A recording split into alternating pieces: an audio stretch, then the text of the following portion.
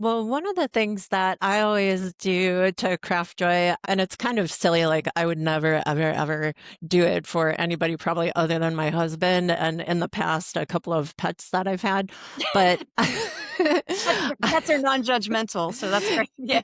exactly. They may look at you like, but they never say anything, so it's perfect.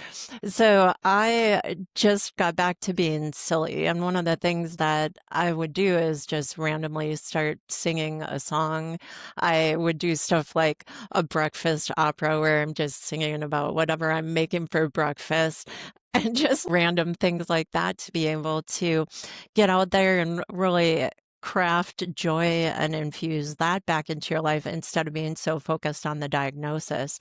Because I think that's what happens anytime you feel happy or whatever, your mind will hijack you and get back to, hey, you have cancer. And it's important not to let that happen. So you have to have these little moments that just make you say, okay, let's go ahead and do this. I'm going to wear that bright, bold sweater that's been at the back of my closet, or just little things. It doesn't have to be major. Yeah, absolutely. But they're little things that can really shift your mindset though. I mean, they may seem small, but I mean, I know for myself, just like dancing around, putting on one of my favorite songs and just dancing around my kitchen makes me feel better. If I'm having a bad day or something happens, it doesn't even have to be something as serious as cancer, but I feel like these are little things that can make a huge difference.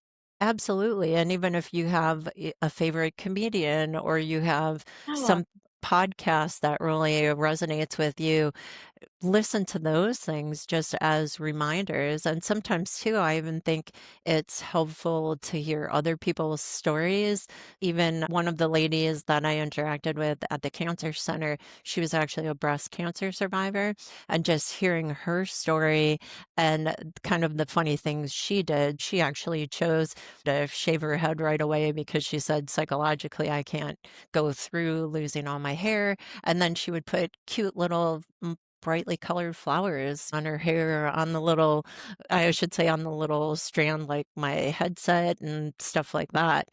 Just those little moments that you can remind yourself that you're alive. So, favorite music, music that pumps you up, being around the people who are going to be uplifting and friends, neighbors, family.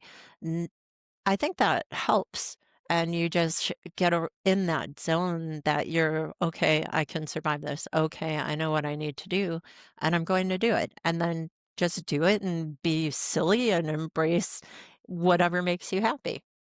and in that example you gave of the breast cancer survivor shaving her head, it's almost like she took, to me, it feels like she also took control of the situation by Absolutely. doing that and kind of felt like she was in control of it. Cancer wasn't controlling her. She was in the driver's seat.